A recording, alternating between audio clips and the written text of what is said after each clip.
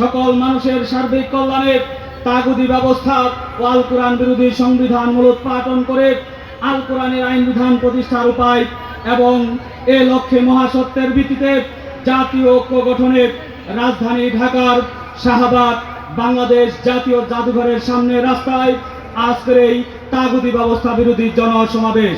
আজকের এই তাগুদি ব্যবস্থা বিরোধী জনসমাবেশে এখন আপনাদের সম্মুখে গুরুত্বপূর্ণ বক্তব্য রাখবেন আজকের এই তাগুদি ব্যবস্থা বিরোধী জনসমাবেশের প্রধান বক্তা আল্লাহর সার্বভৌমত্বের ভিত্তিতে তার আইন বিধানের প্রতিনিধিত্বকারী নেতা ইসলামী সমাজের সম্মানিত আমির হযরত সৈয়দ হুমায়ুন কবির মোহতারাম আমির সাহেবকে ওনার গুরুত্বপূর্ণ বক্তব্য উপস্থাপনের জন্য বিশেষভাবে আহ্বান জানাচ্ছি।